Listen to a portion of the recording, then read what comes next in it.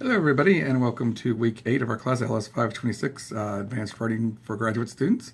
This week, we are moving right along with our final paper as we are going to be focusing on peer review.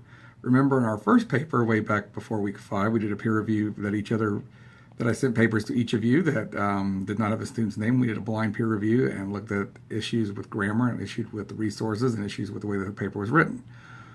We are doing the same thing this week as we are going to be submitting each other's rough draft to I will be submitting everybody a copy of another student's rough draft for you guys to look at and provide feedback to. So we will be doing peer review again this week. So it should be a very interesting time as we review each other's paper.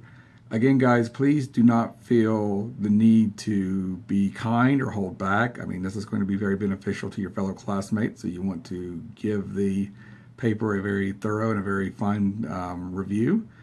You'll be looking for syntax errors, you're looking for spelling errors, looking for too many prepositions, looking for improper punctuation, looking at green underlining where you don't have a complete sentence, look for red underlining where you have spelling issues. So you want to make sure you check each and every one of those things for the student to help them out.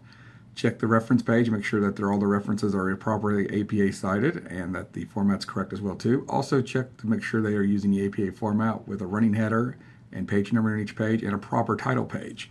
So please, guys, as you're doing your peer review this week, please make sure to do that.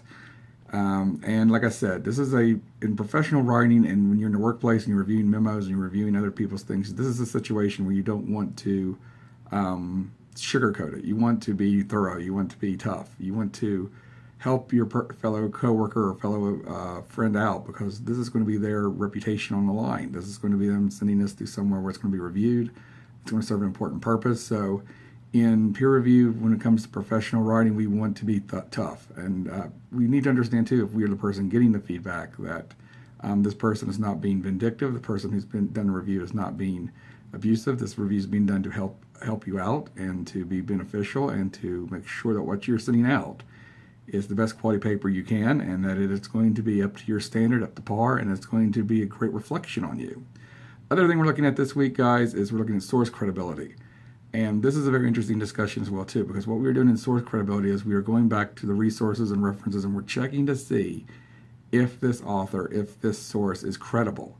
As, again, with professional writing and with our reputation on the line and making ourselves credible as an author, we want to have a written paper that is supported by the best possible sources out there. So we're going to be looking at things to ensure that we have a good proper source. We have talked about this in previous weeks a little bit. We want to look at things as standard journals in a field, such as in environmental if we're doing the climate change paper, criminal justice if we're doing the Arizona immigration law and stand your ground. So we want to look at credible sources. We want to look at those type of established journals, newspaper articles, magazine articles. And we want to check the author, make sure this author is somebody who's respectable in the field, that this person is considered an expert in the field, or at least reputable in the field, that they are known, that they have a proper educational background, that they have published before. So we want to make sure that what we're putting in our papers are extremely credible. This is kind of warning things I told you guys before. We want to avoid things like blogs. We want to avoid things like sources we've never heard of before. Things where the author might just have a BA or something like that, and maybe they've been posting, but they're not being published. So these are kind of the pitfalls we want to try to avoid as using these kind of things as sources in our papers. So we're going to really hit hard this week and look at the difference between having a credible source versus a non-credible source in our credibility assessments.